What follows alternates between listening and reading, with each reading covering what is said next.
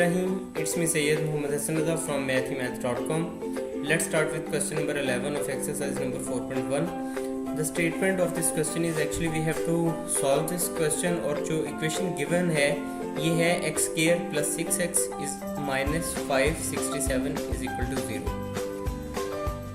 अब सबसे पहले तो हम यहाँ पे ये करते हैं कि ये जो 567 है इसको इक्वेशन के दूसरी साइड पर ले जाते हैं। ये यहाँ माइनस का है, इक्वेशन के साइड पर आके ये प्लस में आ जाएगा। सो हमारे पास अब जो इक्वेशन आएगी ये x square plus 6x is equal to 567 आ जाएगा। अब हम इक्वेशन के इस साइड पर स्क्वायर को कंप्लीट करने की कोशिश करते हैं। अब यहाँ पे आप ये सबसे पहले तो आप ये देखें कि यहाँ पे जो 6x है क्योंकि ये प्लस में है इसलिए हमारे पास जो फार्मूला यूज़ होगा वो होगा ए स्क्वायर ए प्लस बी का फार्मूला यूज़ होगा, ए प्लस बी के स्क्वायर का फार्मूला। तो ये फार्मूला कुछ इस तरह से होता है कि a square plus b square plus 2ab। अब इस फार्मूला के रूप से हम इस इक्वेशन को यहाँ पे इसका स्क्वायर कंप्लीट करने की कोशिश करते हैं। यहाँ पे हमारे पास ये ए है तो इसको हम लिख लेते हैं, ये हमारे पास आ जाएगा ए का स्क्वायर प्लस इसके बाद यहाँ पे ये ए का स्क्वायर आ गया प्लस 2a, तो 2 फार्मूला वाला और इसके बाद a हमारे पास x है तो ये 2x आ जाएगा। इसके बाद हम b देखें, अब b यहाँ क्या लें कि ये हमारे पास 6x आ जाए। अभी तक ये हमारे पास 2x बना है तो b हमें ऑब्वियसली 3 लेना पड़ेगा। तो साथ में क्योंकि यहाँ b का स्क्वायर है इसलिए हम यहाँ पे 3 का स्क्वायर यानी b का स्क्वायर यानी 3 का स्क्वायर यहाँ पे ले लेते हैं। तो यहाँ से हमें ये पता चला कि अगर यहाँ पे हमारे पास 3 का स्क्वायर हो तो ये फार्मूला कंप्लीट हो सकता है।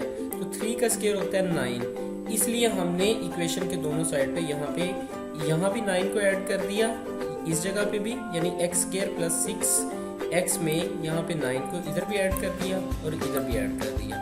जब यहाँ पे 9 को दोनों साइड पे ऐड किया तो ये हमारे पास एज अ कलेक्टिव इसका इम्पैक्ट आया 576 का और यहाँ पे हमारे पास आ गया x square plus 6x plus 9। अब यहाँ पे हमने इसका स्क्वायर कंप्लीट किया, ये स्क्वायर अभी इसको कंप्लीट किया गया था। ये हमारे पास x square plus 2ab plus b square.